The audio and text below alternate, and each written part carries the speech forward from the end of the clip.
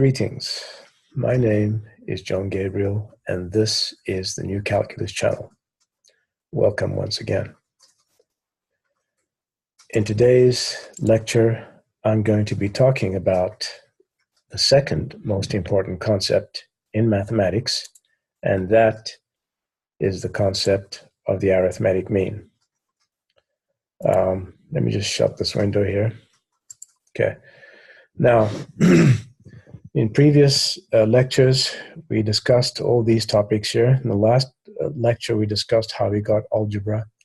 And we also saw in that lecture that all the operations of arithmetic were defined using only magnitudes. That is, ratios and the theory of fractions were all done with magnitudes and not numbers, which came only much later in book 7 of the elements. So book 5 starts off by defining a magnitude as the idea of size, dimension, or extent, and then defines a ratio, which is really just the comparison of two magnitudes, and defines the parts of the ratio, the antecedent and the consequent. And so begins with those concepts to develop the entire theory of numbers, because there are no other numbers except for the rational numbers. Remember, number describes the measure of a magnitude. And so we looked at some of the problems that were inherited by adopting zero in algebra. In other words, algebra was already known to the ancient Greeks.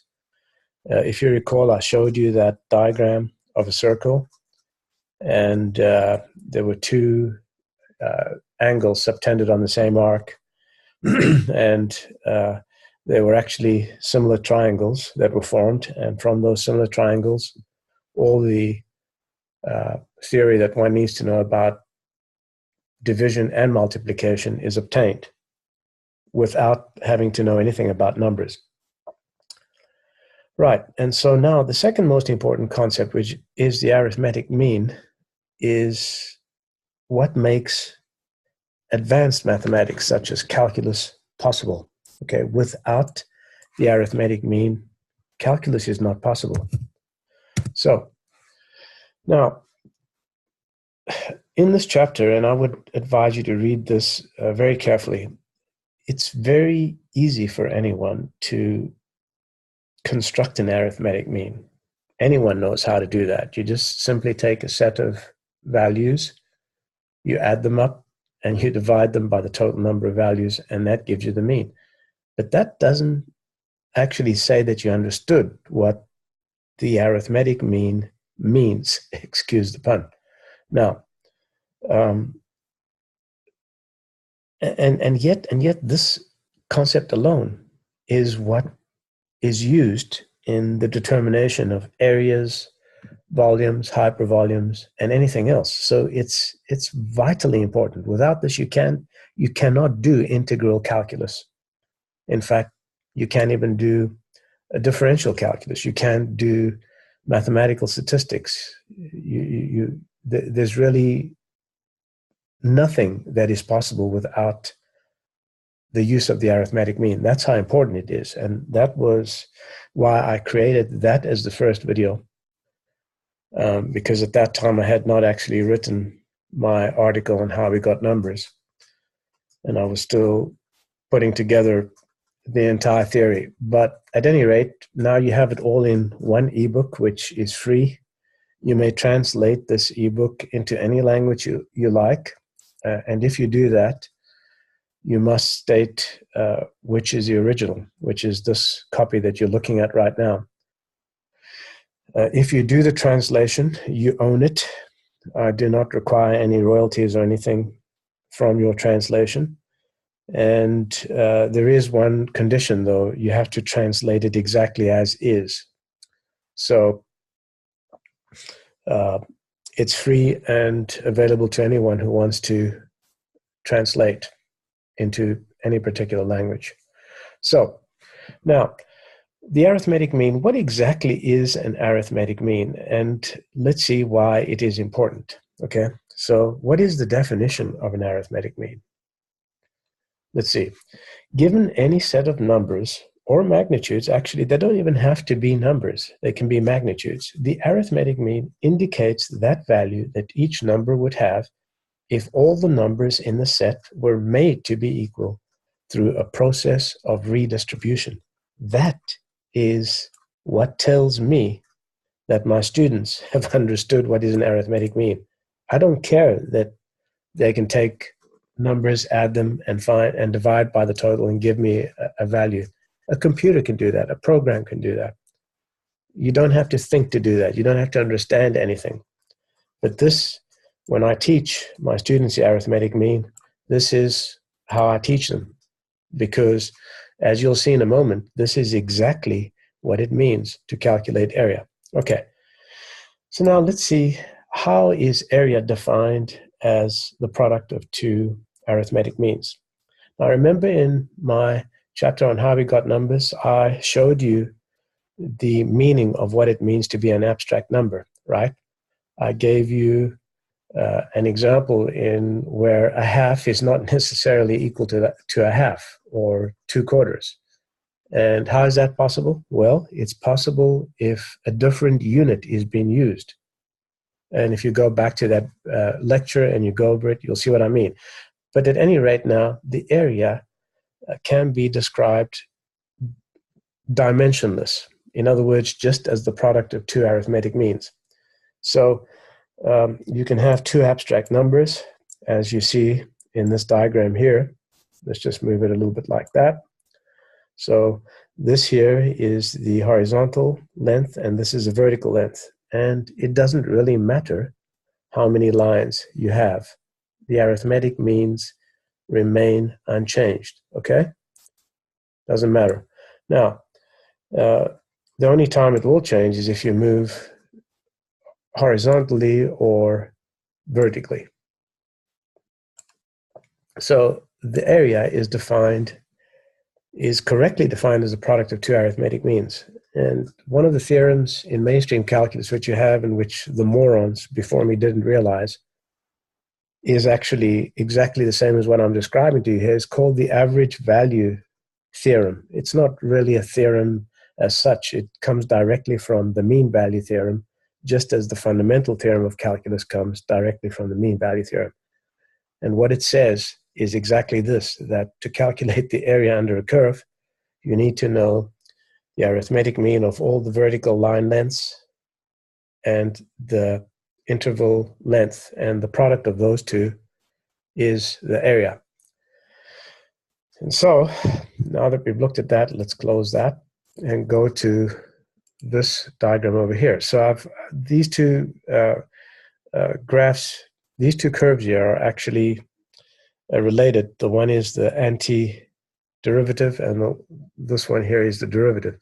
And this green line here shows you the arithmetic mean of all the vertical line lengths in the shaded area. And so to find the shaded area, what we have to do is determine the length of this line. And you'd say, well, wow, that's impossible. Well, actually, it's not. It's possible because of a telescoping sum in which by relating this length, the length of the lines in this shaded area, to the slope of the tangent lines of the antiderivative function, because really this function here is just equal to the slopes at each point where we have a tangent on this curve. That's all it is. It's just another function that is produced from the slopes of its primitive or antiderivative function. And it turns out that when we relate it to the derivative, everything cancels out except the boundary values, which are over here where you see the yellow dots, okay? So, and as you can see, the arithmetic mean is always the correct value in this shaded area. It doesn't matter what the area is under the original curve. And this shaded area here is given by the difference in these two line length ordinates. So we'll see the proof of that later on. Don't be overwhelmed right now. This might look difficult, but it's not. And you'll see a very simple proof, which I was the first to produce in human history when we get to the chapter on the mean value theorem. All right, so as you can see, that's why the arithmetic mean is so important, because without it, you can't find areas or volumes or any such thing, okay? And just to show you, in this chapter, I give you examples of how math educators fail to understand what it means and how they misuse it and how they lead students astray. Now, an arithmetic mean only makes sense when redistribution is possible. And why is that important? Well, just think about it. If you're trying to find the scores of, let's say, 10 students, what you're doing is you're redistributing the values, but students cannot share their scores. So the arithmetic mean in that case makes absolutely zero sense. It's complete nonsense. And yet you won't find any school in which the moronic administrators and teachers have a spreadsheet in which there is a column for you to calculate the arithmetic mean of the class scores. Totally useless and ridiculous information that tells one nothing. So an arithmetic mean only makes sense when it makes sense to redistribute the values. And why do we redistribute the line lengths under a curve? Because we want to form a rectangle so that we can use the definition of area, as we see here in Euclid in book 7. It says, and when two numbers, 16, and when two numbers multiplying one another make some other number, then the number so created is called plane. Well, I think the Greeks knew that that is what it means to be area, what it means for the area concept. They used the plane as the area concept, okay? And its sides are the numbers which multiply one another. So it seems even the Greeks who came after them, after Euclid, didn't seem to realize these facts. Well, they certainly didn't, because if they had, they may have influenced calculus in a great way. And so it wouldn't have been what you have today, which is the flawed calculus. And of course, the original Greek is, again, the original ancient Greek is, again, hard to understand. And I can read it out and know what most of the words mean. This word epipedos means level. In other words, as in a level playing field or a level wall. And so it says the born, or the area born, is invited. Literally, that's a translation. But what it really means is that the area so produced is called a plane number, or it doesn't say area, but that's what it means. And so this big word that you see here, poloplasiandes, that's the correct pronunciation. Poloplasiandes means multiplied. Arithmi poloplasiandes, alilus, piosi tina. I don't even know what piosi tina means, and I'm Greek. So, and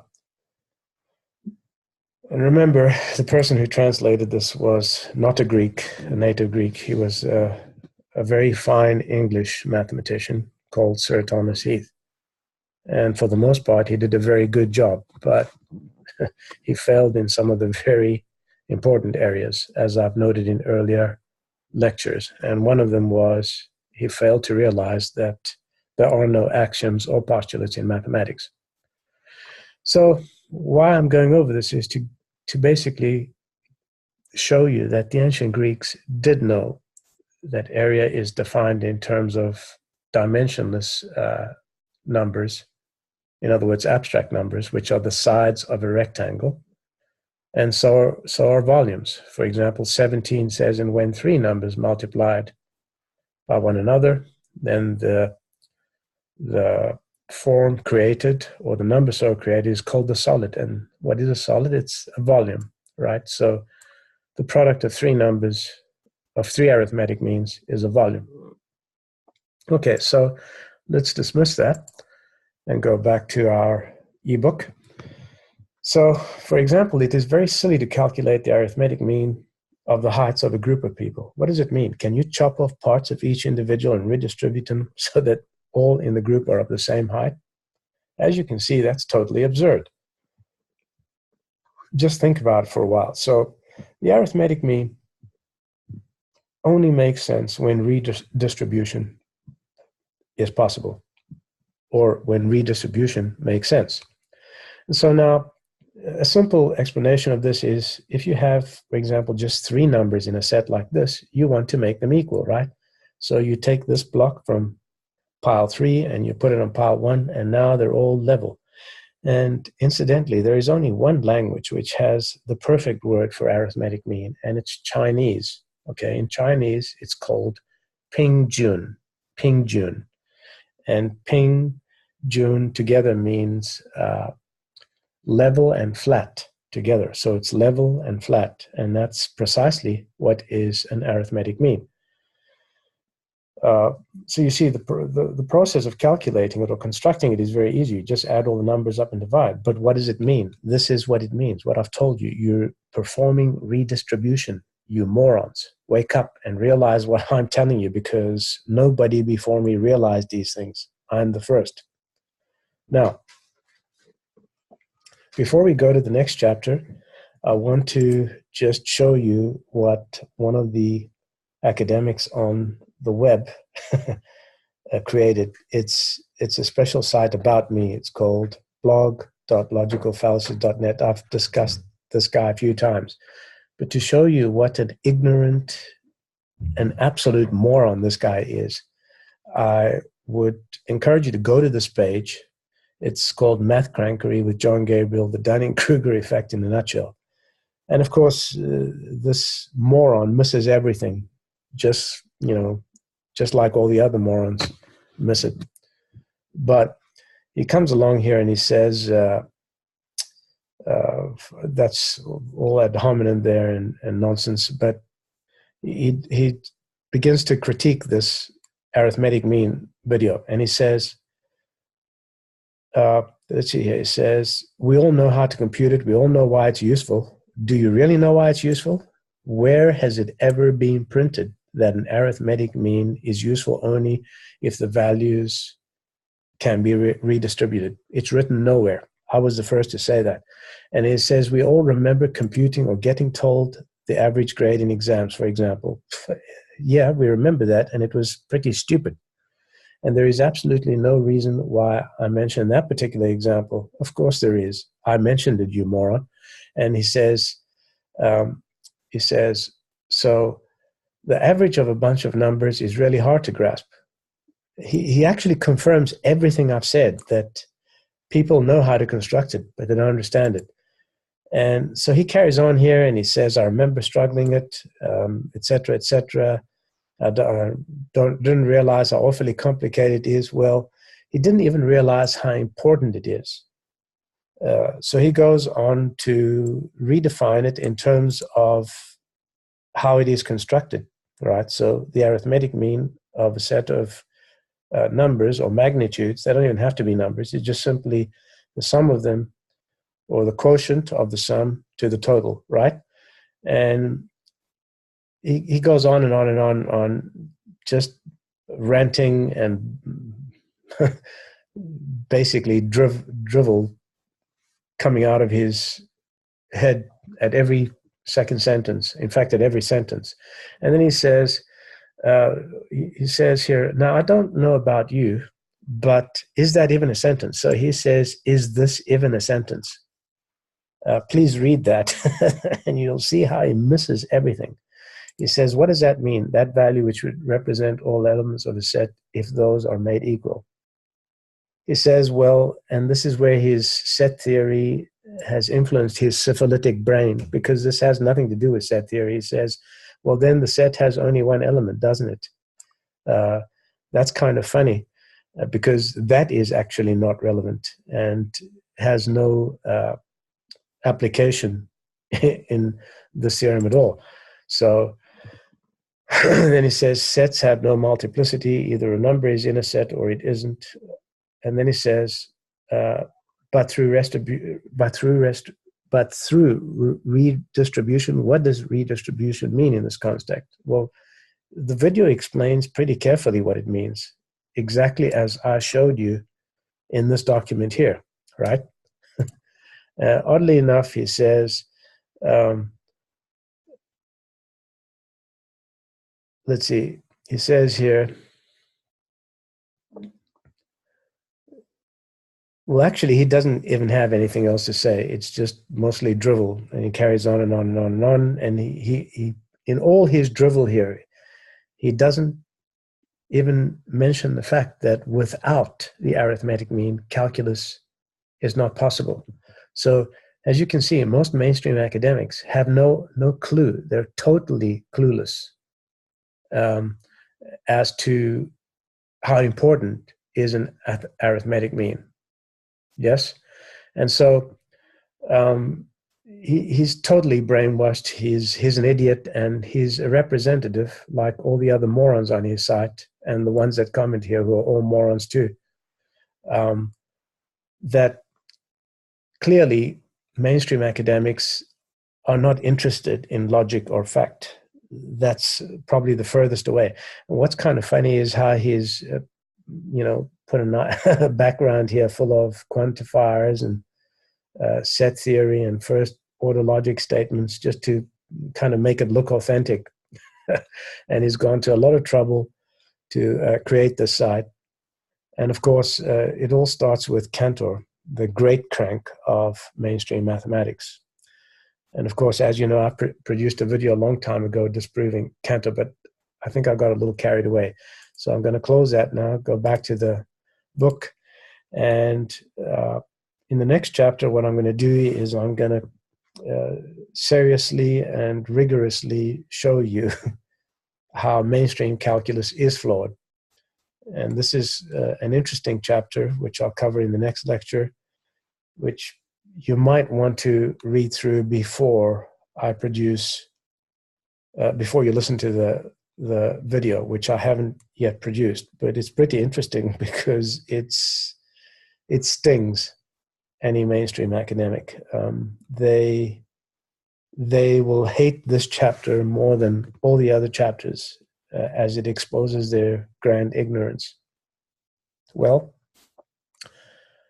I hope you've learned the importance of the arithmetic mean, and that you'll join me next time for the next lecture in this series. This is a new calculus channel. My name is John Gabriel. Till next time, goodbye.